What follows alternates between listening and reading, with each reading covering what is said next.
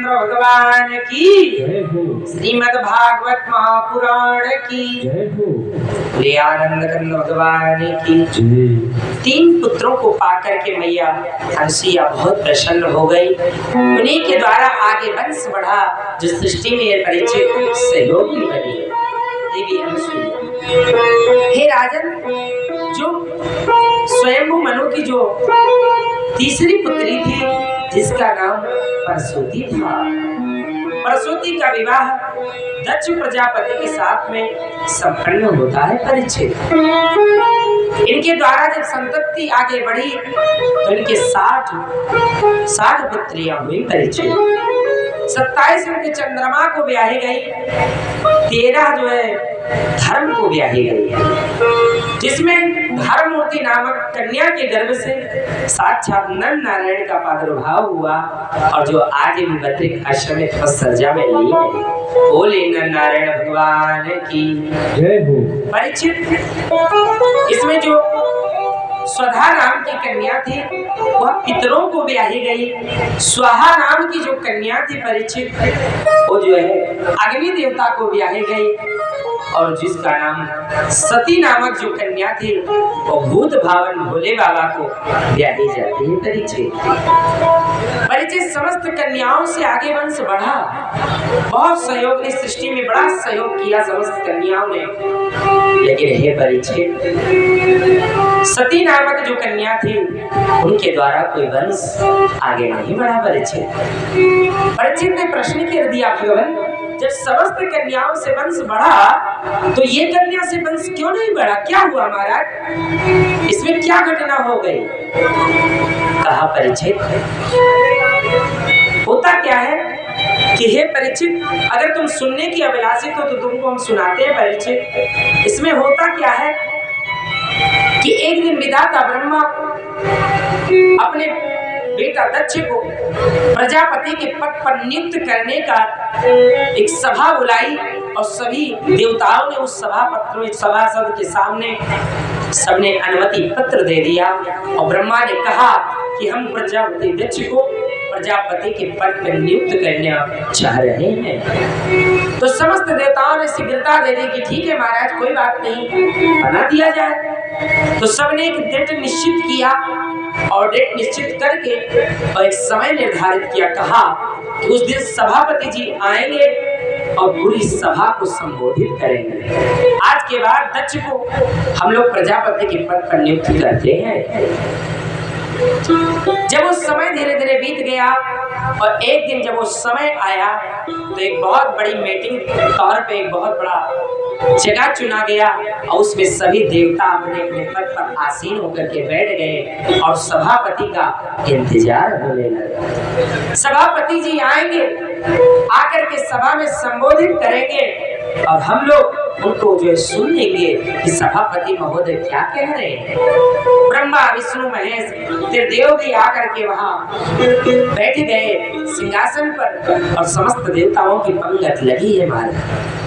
दक्ष प्रजापति जब आए और जैसे सभा में प्रवेश करते हैं गेट के माध्यम से, तो उन्होंने देखा, दृष्टि गई कि ब्रह्मा विष्णु महेश तीनों लाइन से बैठे हुए हैं। समस्त देवता खड़े होकर के तो मेरा अभिवादन कर रहे हैं, मेरा सम्मान दे रहे हैं, लेकिन ब्रह्मा विष्णु महेश क्यों नहीं खड़े हुए? ब्रह्मा नहीं खड़े हुए, कोई बात नहीं, मेरे पिता हैं। विष्णु नहीं खड़े हुए, चलो कोई बात नहीं, पर जगदाधार है, जगत के नियंता है। लेकिन शंकर क्यों नहीं खड़ा हुआ?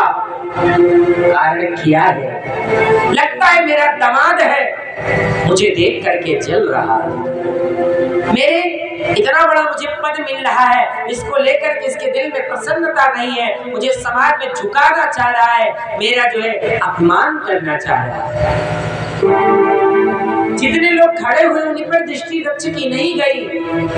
कितने लोग बैठे हैं ये उनकी दृष्टि में महत्वपूर्ण आ गया। शंकर को देख करके जो है दक्ष प्रजापति बहुत कुपित हुए, कहा ये शंकर मेरा दामाद है ना, इसलिए मुझे देख करके जल रहा है। ब्रह्मा मेरे पितामह ब्रह्मा ने मुझे इतना बड़ा पद दे दिया ना, इसको नहीं मिला, इसलिए मेरे पदों को देख करके, मेरी प्रतिष्ठा को देख करके जल रहा है। सभापति जी जो है बहुत बड़ा बुला कहते हुए और सभापति जी अपने आसन की तरफ बढ़ गए। समस्त देवताओं ने ताली बजाकर अभिवादन किया। सभापति जी जैसे ही सभापति जी अपने आसन पर गए कि तुरंत उन्होंने बोलना आरंभ कर दिया। सुनो, जैसे कहा कि सुनो, एक बहुत बड़ी आवश्यक सूचना है, आपको सूचित किया जा रहा है। पूरी सभा महाराज एकदम शांत। अरे क्या हो गया? अरे सभापति जी आते हैं, पहले आसन पर बैठते हैं, कार्यकर्ता गण मंडली जो होती है वो पहले संबोधित करती है, फिर सभापति जी बोलते हैं। यहाँ तो सभापति जी आते ही बोल दे रहे हैं, लग रहा है मामला कुछ गड़बड़ है। सभापति जी ने कहा कि सुनो, अगर पूरी समाज लगी हो, सभा पूरी लगी हो सभी लोगों की, और उसमें एक अगर असभ्य व्यक्ति आ जाए ना तो पूरी सभा बर्बाद हो जाती है, पूरी सभा असभ्य हो जाती है।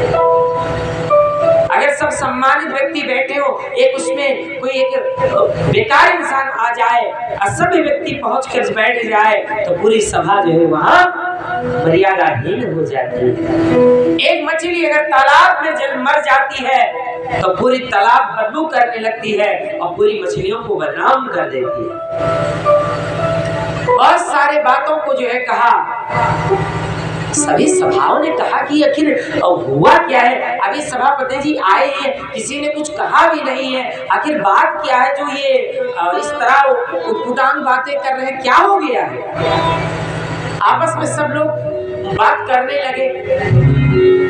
देवताओं की तरफ ताक करके दक्ष प्रजापति ने कहा, क्या देख रहे हो? तुमको पता नहीं है कि सभा में एक असभ्य व्यक्ति बैठा। कौन महाराज? बोले शंकर। भूत प्रेत के पिशाच, भूत प्रेतों के संग में सोता है, रहता है, शमशान में इसका बसेरा है, जरा भी इसको सबूर नहीं है, सभा में बैठने का मर्यादा नहीं पता है इसको। अरे कम से कम इतने दिन तक तो नहीं सीख पाया, अब तो इसको सीख लेना चाहिए कि सभा में कैसे बैठा जाता है। मैं इसका ससुर होता हूँ, इस नाते तो इसको सम्मान करना चाहिए। आखिर क्यों नहीं कर रहा है?